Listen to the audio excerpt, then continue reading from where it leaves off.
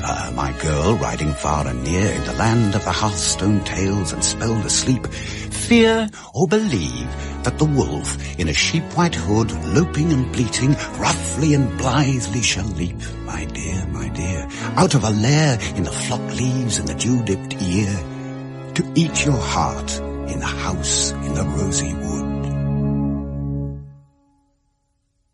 If you'd planted our beans straight this year, Arthur, I could have rested after work and enjoyed their vistas narrowing to the borders of our self-sufficiency, our small holding. As it is, you've made a witch's labyrinth of those beans. Oh, you can't tell where they end, can you? Well, this can't be for us. Magnificent carriage, a bit like an undertaker's hearse, is coming up the lane. It'll break its wheels. 4 black stallions, no less. What a handful. Why here? We lead nowhere. You want a glass of water, Arthur? I'll pump him one, Ian. Yeah, I'd better ask him what he wants.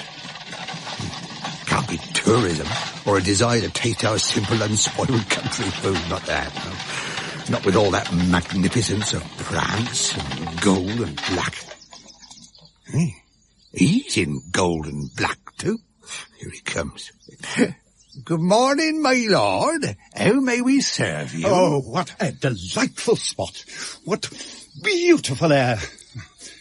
My good old man, I'm here for nothing but to taste simple, unspoiled food. Unspoiled food? Yes. I want you to cook me some potatoes, the way you cook them for yourselves.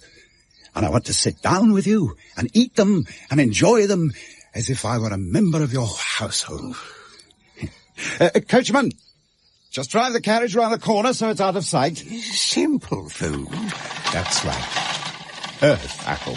You must be used to gourmet menus. We could do you a nice bœuf bourguignon. Oh, no. Potatoes, just as you eat them. We're very fond of bœuf bourguignon. I'm not one of your ordinary tourists, you know. Arthur, the potatoes. Yes, they're on. I know, my lord, that you must be a count or a duke or an earl, and I know such honourable folk have their fancies. I have brought some wine for my contribution. Oh.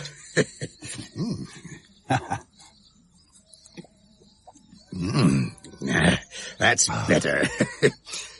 Would you like to see our garden? We're self-sufficient, you know. I'd like to dig another of these holes before supper for the fruit trees. I'll help you. You, sir? Oh, no. You're our guest. It is my fancy. I would like to be more than a guest. Give me the shovel.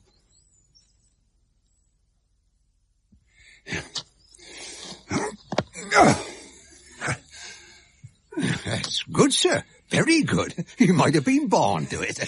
Why have you no children? You call yourself self-sufficient, but where are your children to help you work?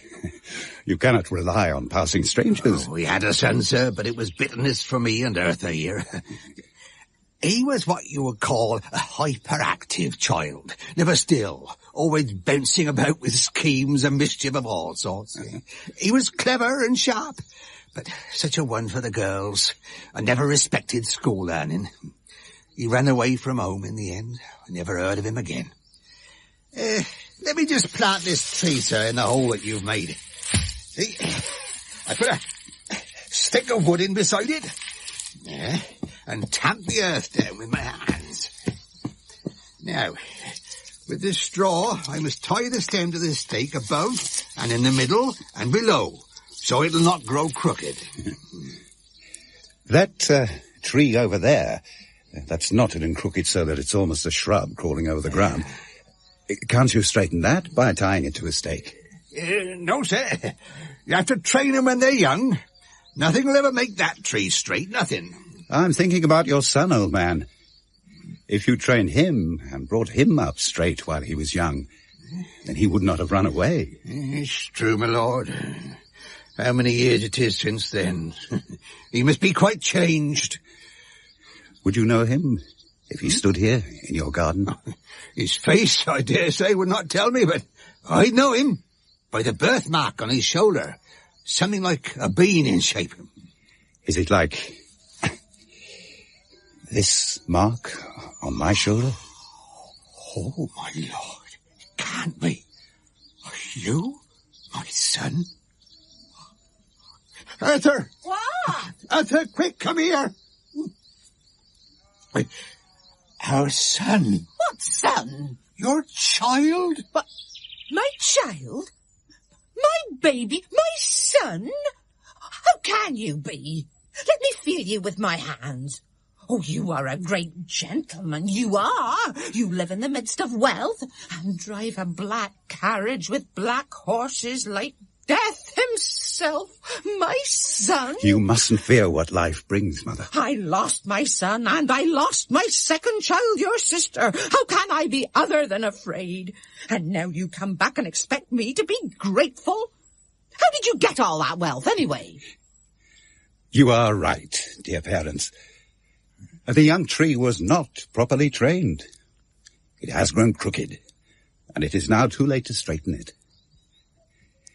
I have been a thief all my life, but you must not worry about my profession.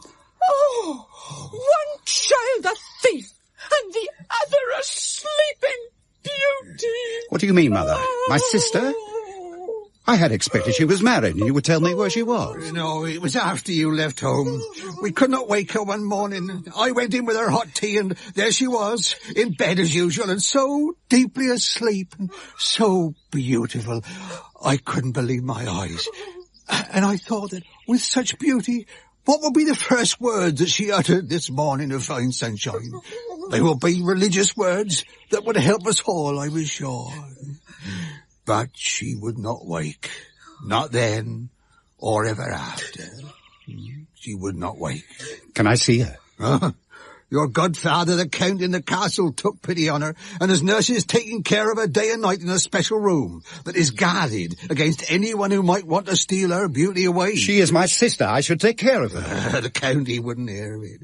Why, we are scarcely allowed to see her. Never more than once a year.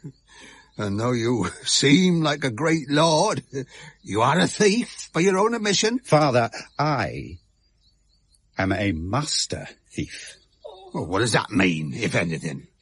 It means, quite simply, that if anything takes my fancy to steal, nothing can withstand me. Not locks or bolts or soldiers or guards. No persuasion or poetry. No reason or rhyme. No magic or monster. That is what it means to be a master thief. I don't care for it, son. A thief is a thief, and a thief comes to a bad end. But I will see my sister, whatever the Count says, and maybe steal her away with me. Oh. It is certain I can wake her, for death is the only thing that can stand against a master thief. Death is the greatest thief of them all, who steals everywhere, the master criminal. And when the master thief joins with death, then all must look out.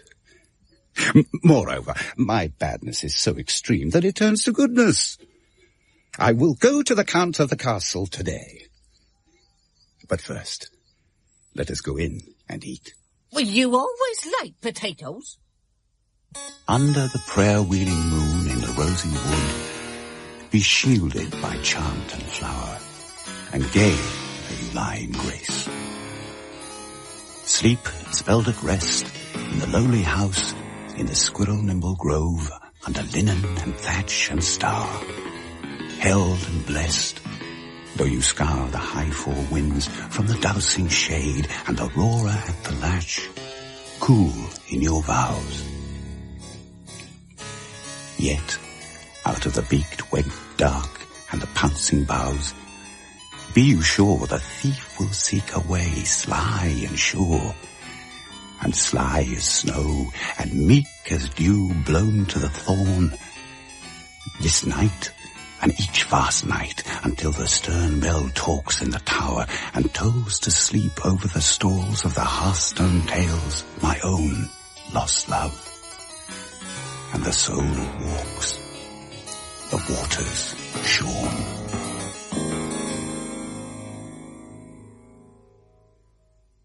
The schedule of the law you passed, my lord, said anyone.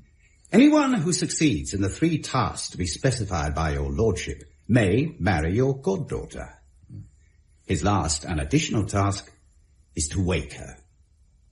If you did not want your godson to compete, then you should have said so, with respect. As you admit to being a master thief, maybe I should hang you first and make that one of your tasks. To get out of the marriage with the rope maker's daughter. As you please, my lord. Well, I think it would be more interesting to watch your antics over the tasks. For if you cannot complete them, then I will hang you anyway. And if I do complete them? You shall have my goddaughter. It was you who decreed that brother-sister marriages were against the law. So they are. But if you succeed in my difficult tasks, I shall consider the marriage confirmed by heaven. However, the lady may have other views when she wakes. Give me your tasks. Remember, a master thief is merely a catalyst. Number 1. Steal my best horse out of its stable. It is my mount as commander-in-chief. I am head of the army by its virtue. Its name is General Starlight. My commands in the field are obeyed only if I ride this horse or its lineage. I shall steal your Starlight. Next, after the Countess and I have retired for the night, steal both the sheet from under us and the wedding ring off my wife's finger. That is intimate, but not difficult. Last, steal the Archbishop and his chaplain out of their church. I shall have to steal them away if I am to marry my illegal sister bride in their legitimate church. You are the master thief. Thieve on. Ever and ever he finds a way, as the snow falls, as the rain falls, hail on the fleece, as the veil mist rides through the hay-gold stalls, as the dew falls on the windmill dust of the apple tree and the pounded islands of the morning leaves, as the star falls, as the winged apple seed glides and falls, and flowers in the yawning wound at our sides, as the world falls, silent as the cyclone of silence. Here is a wild-looking cabin. I think I will play a little strip poker.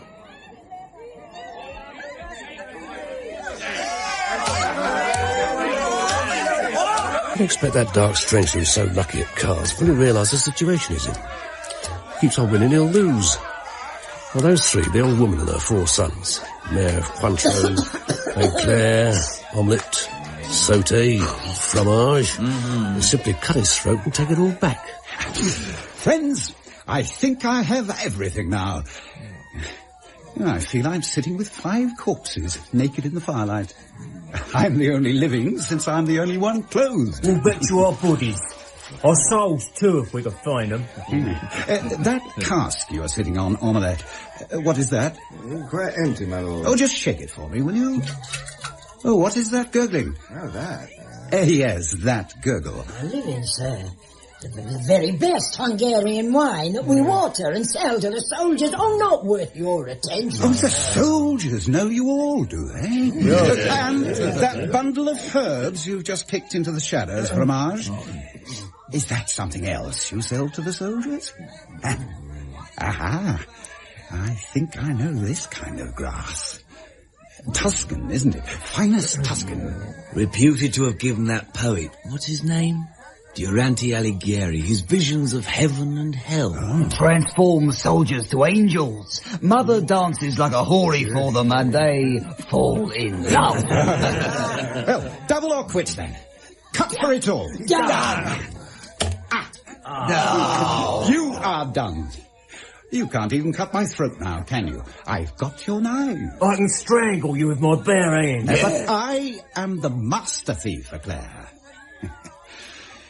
Here are your goods, all of them, and gold besides, if you will be my gang. Gang to the master thief. It is the equivalent of apprenticeship to a great artist. Give me my clothes. Oh, no, woman, you shall have mine. Your clothes, Master? It is time for you to strip me. Oh, Go on now. Take all my clothes. It's warm enough here. Take off, that's right. The breeches. Take off the lot. The shirt. Now, I am naked in the firelight. It is like being a boy again. What are you up to? Most king games in a public room? Oh, go away, landlord. It's all working out fine for everybody. Now, these oak galls on the firewood. Pluck them off and crush them under your boots and mix them with the ashes on the hearthstone and pour on a little of the sour wine. You have ink. Now, take twigs like pens, and now, look, old granny, hold your face by mine. Yes, that's it. Now you, draw upon my face all the wrinkles you see on Granny's. Yes. And on my hand, and neck, and chest. And be a close artist. Draw on me the portrait of age. That's it. It dries quickly. Now, help me put on her clothes. Oh, right. Oh, come on then. They seem to wriggle as I put them on. Yes, all her petticoats. How shall I keep warm otherwise? This is the master thief's work. It is right. Absolutely right. Oh, yes. Wear my man's clothes, Granny, if you want. And my rapier, if you know how to use it. What's this? You see, I do. Oh, that's fine. You can fight for all of us. Right. Give me that glass. I will steep it in Hungarian wine. How is my walk? Is it like Granny in these clothes? Well, oh, why, in mine, she hops and slips like a galant. Oh, how about the cough? Now, that's it. Cool. Wonderful. Now, off to his lordship's stables. Yes, good wine. Give me another glass. It's for free. It's my birthday. Go. On? How old is that then? 200? Gee, go on. Drink up. And look at me again now.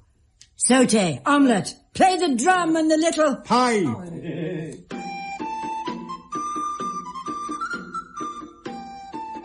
That's strange. I could have sworn you had wrinkles. Your face is young. Oh, love me then. Come close. What will your comrades Think.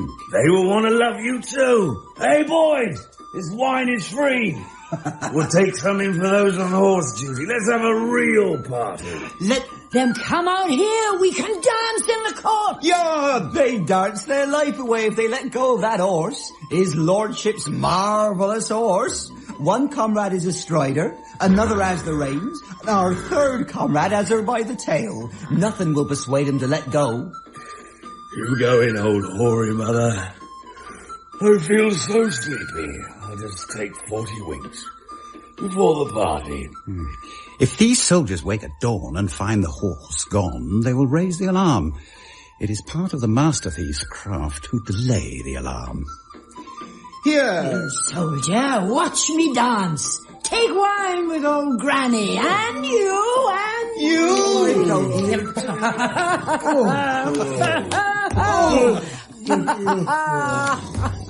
There.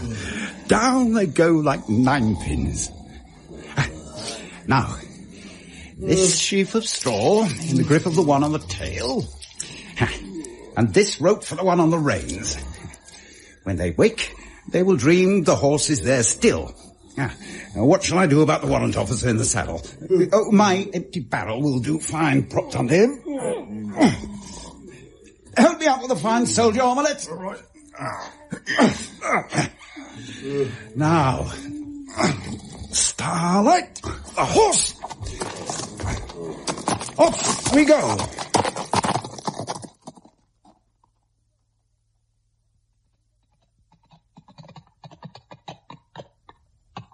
Your Lordship, wake up! Wake up! Your horse is stolen! My horse? Starlight?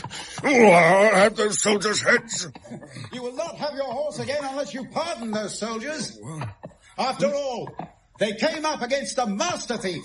How could they win? Pardon them, and your horse is stolen and restored. And my first task done. Oh. Yes, Colonel. What is it? Your command horse, my lord, is gone. Oh. The guards, they tried to pretend General Starlight was still in the stable. One pointed to the straw and said it was his tail.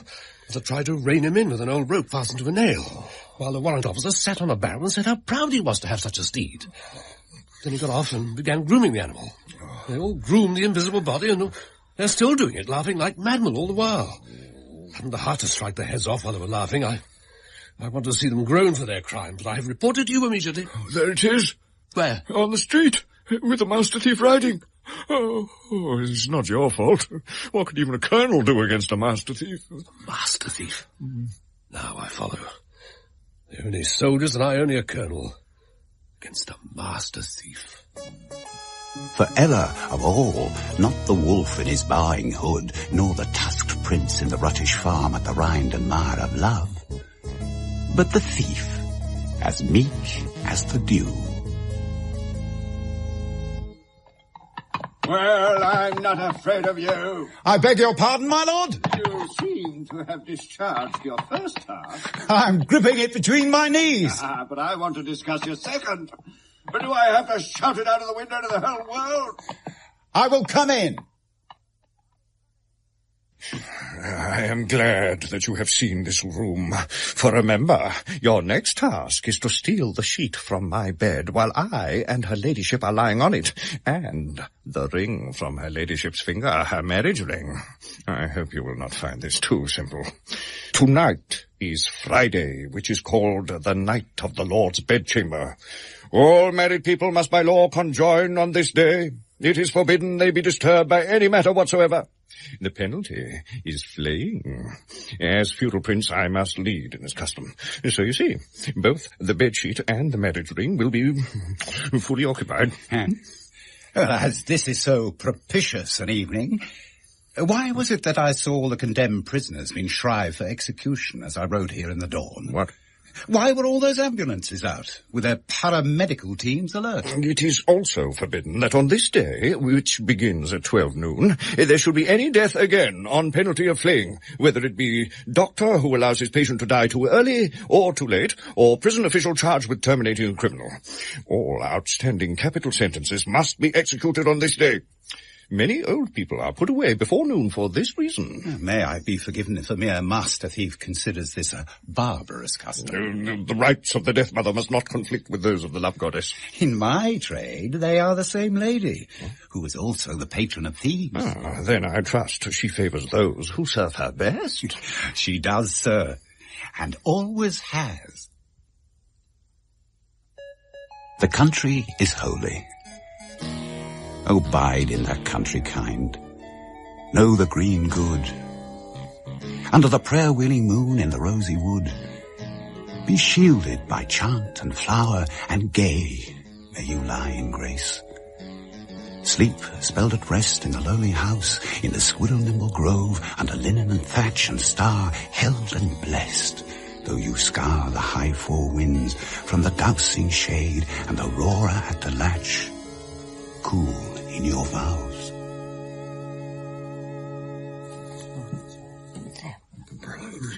Your ladyship should forgive me, passing fatigue. I suppose it was a passing fatigue on our wedding night. Oh, the drinks, the stag party, you've never forgotten that, have you? Not when you remind me by being so... Unmanly, is that what you mean? Well, it happens to most men from time to time. What about last Friday? Oh, well, yes, that was grand, I'll give you that. Oh, good. I feel so much better. Tell you the truth, Constance, I am worried about this so-called master thief. Oh. If he stands to win our goddaughter, and if he does so, I shall have to ennoble him to the bargain. I hate the idea of a master thief anyway. Oh. Somebody who, by a mere emphasis of his personality, causes other people's goods to slide into his pocket. Oh. I can't help feeling that we will feel a sudden panic or sudden delight that will enable him to steal in and win the bet. I am feeling a sudden delight. At the prospect of the master thief entering our bedroom. It's his influence. He approaches somewhere. Oh, what could he do while you are here, Rolly? If I remain alert. Oh, dandelions. Prime your other pistol, my dear. Come to bed. Never and never, my girl riding far and near in the land of the hearthstone tales and spelled asleep, fear or believe that the wolf in a sheep-white hood, loping and bleating, roughly and blithely shall leap, my dear, out of a lair in the flock leaves and the dew-dipped year, to eat your heart in the house in the rosy wood.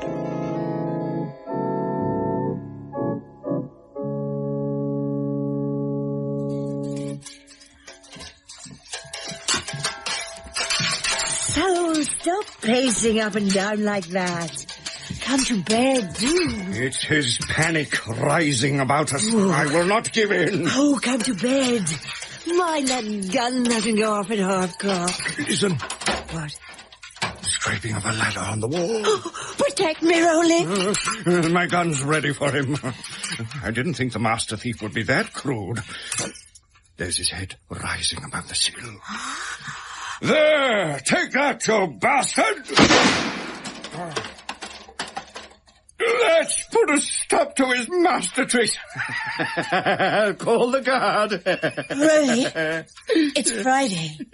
What? Or you shouldn't have killed him on Friday.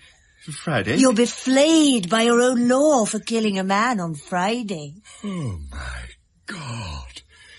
I shall have to sentence myself to death, lodge an appeal to myself, reject my own appeal on grounds of the evidence, and hand myself over to the executioner. There's only one thing you can do. You must bury him in the garden. Yes, I will. I can see him from here. My shot blew the top of his head off. Oh, you lie so still now, you villain. Such violence, such repose. I must make sure I have murdered my murderer. I'm going down. It will take time to dig a big enough hole.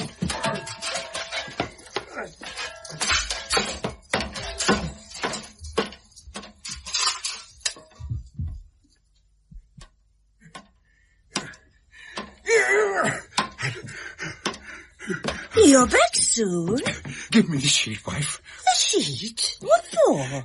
When I got down there, I suddenly realized that he is, after all, our godson. I'd be bury him like a dog to put him as he is in the earth. I must wind him in one of our sheets. Oh, a silk marriage sheet? Yes, that will be good enough. Oh, I should say so. I suppose you don't want anything else. Look, he gave his life to get your ring. Be generous. Give it to him in death. I'll buy you another. Oh, a ring? Another? Oh, could you? I feel guilty as hell about leading this poor man on. Give me the ring. It must go on his dead winning finger. You'll get me another one? Yes, of course. Goodbye.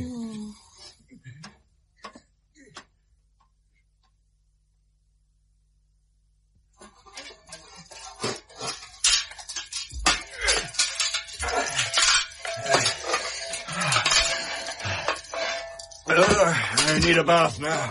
What a night!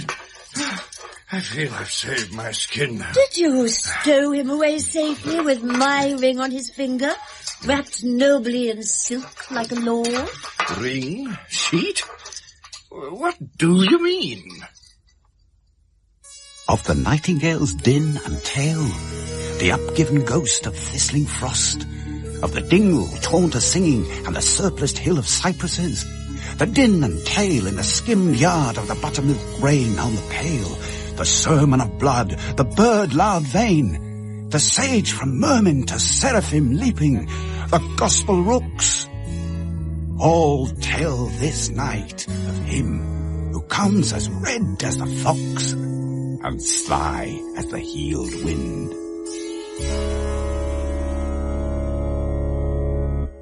Here's the sheet. Here's the ring. Oh, do tell, Raffles. Do you simply create a magic panic round you? That's the Countess's opinion. I swear I shot you on the ladder.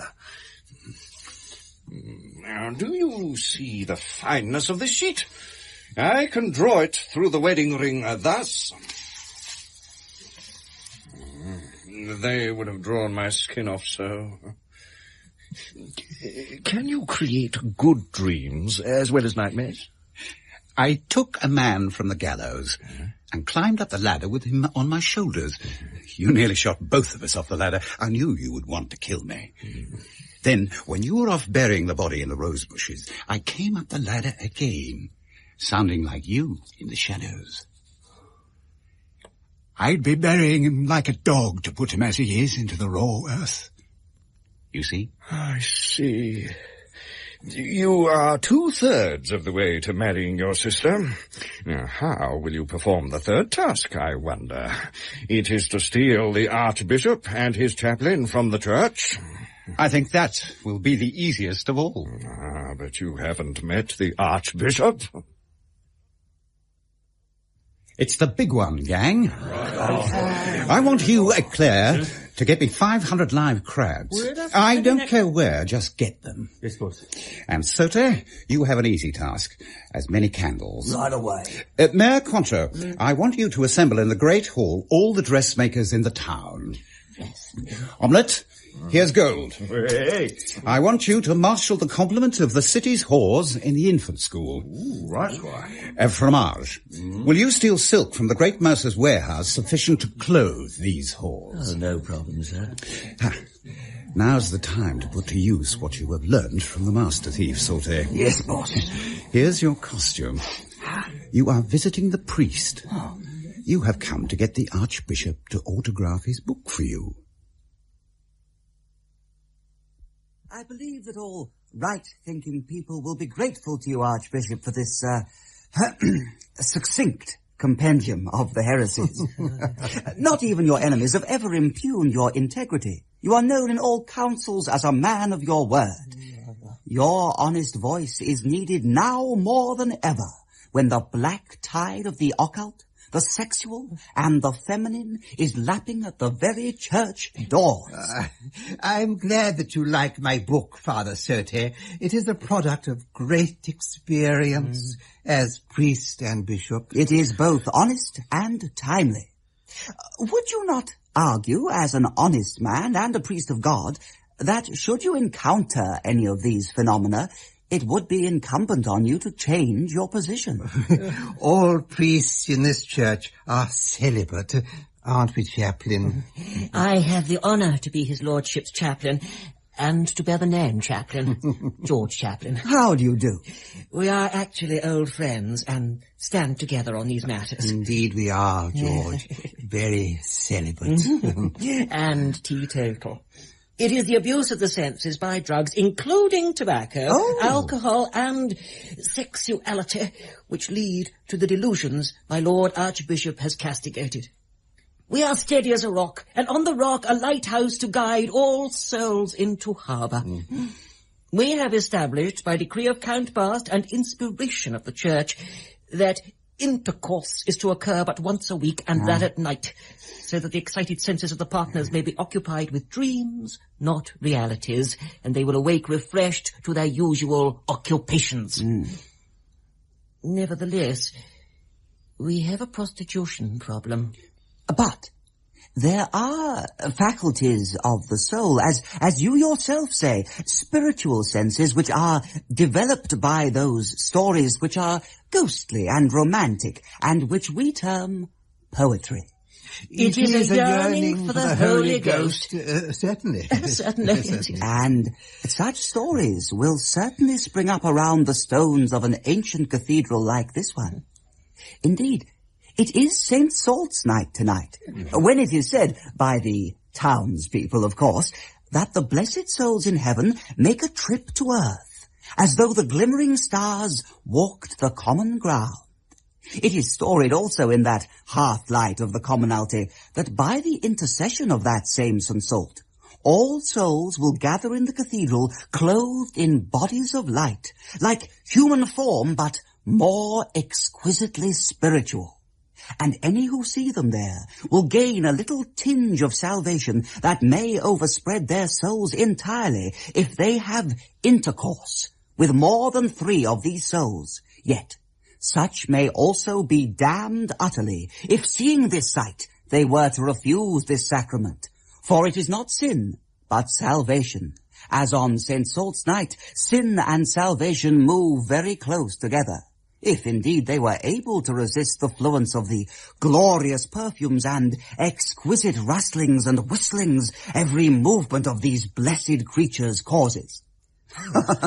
It's a fine story, is it not? An allegory of probably pagan origin. Oh, without doubt.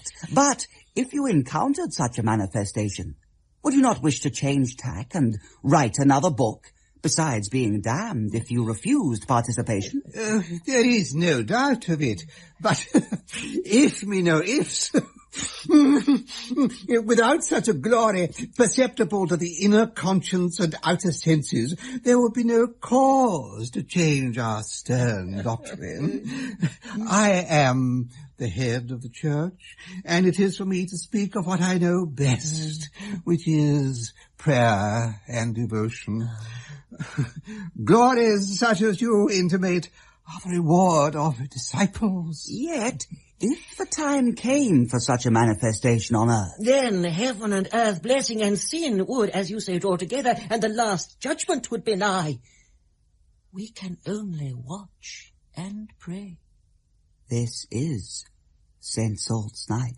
If there were any truth to the tale, it would be easy to see from this palace.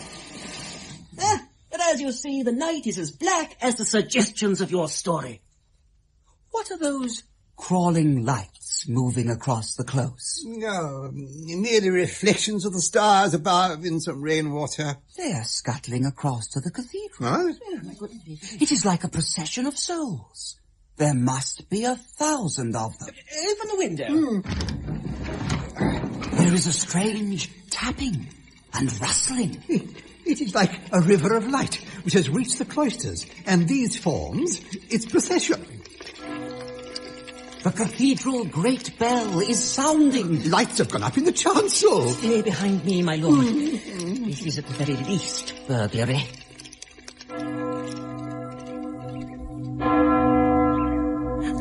Open the great west door.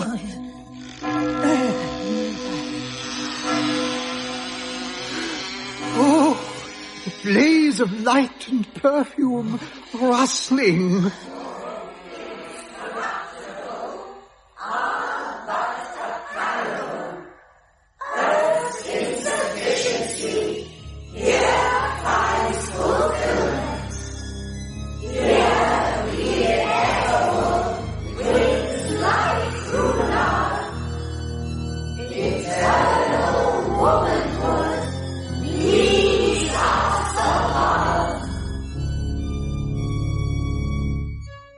For who unmanningly haunts the mountain-ravined eaves or skulks in the dell moon, but moonshine echoing clear from the starred well? A hill touches an angel. Out of a saint's cell, the night-bird lords through nunneries and domes of leaves her robin-breasted tree, 3 Marys in the rays. Sanctum sanctorum, the animal eye of the wood in the rain, telling its beads, and the gravest ghost, the owl, at its knelling. fox and hoot kneel before blood. Now the tales praise the star-eyes at pasture, and night-long the fables graze on the Lord's table of the bowing grass. The Archbishop is perfectly well aware that the souls perambulating in the dark and come from heaven were 500 crabs with lighted candles stuck in their own wax on the shells. And that the blessed souls in the cathedral, who rose to their feet as the Archbishop entered in his mufti, themselves clothed in the rainbow colours of the celestial regions, rustling and whistling with the silk of it, were 500 whores. Nevertheless, the heavens opened for him and his chaplain, and they were lost once they inbreathed a few molecules of the perfumes exhaled by those ladies, so pleased with their new dresses and very anxious to please. So, the Archbishop and his chaplain were stolen from their church and saved into the bargain. Indeed, saved many times over. Master Thief, you have come into my domain and you have overturned it. During the execution of your 3 tasks, you have undermined the discipline of my army and my confidence in it and its commanders. You have shown up my wife as over-credulous and undiscerning, and myself as a miserable coward. And you have converted the religious leaders of the community to a pagan horesis, spiritual experience by sexual intercourse, a Gnostic position.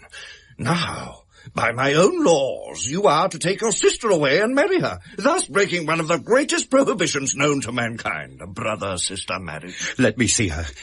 Is she still sleeping? My final task should be to awaken her. She is in this bedchamber. May I kiss her? She is yours. Mine. Forever. I have a message for her. Only for the turning of the earth in her holy heart. Slyly, slowly, hearing the wound in her side go round the sun, love comes to my love like the designed snow, and truly he flows to the strand of flowers like the dew's woolly sea, and surely he sails like the ship-shaped clouds.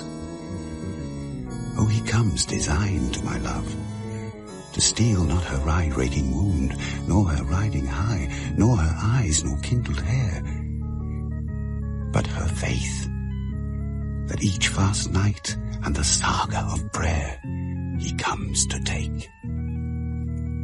Her faith, that this last night, for his unsacred sake, he comes to leave her in the lawless sun awaking, naked and forsaken. To grieve he will not come. Ever and ever, by all your vows believe and fear, my dear, this night he comes, and night without end, my dear, since you were born. And you shall wake from country sleep this dawn, and each first dawn, your faith as deathless as the outcry of the ruled sun.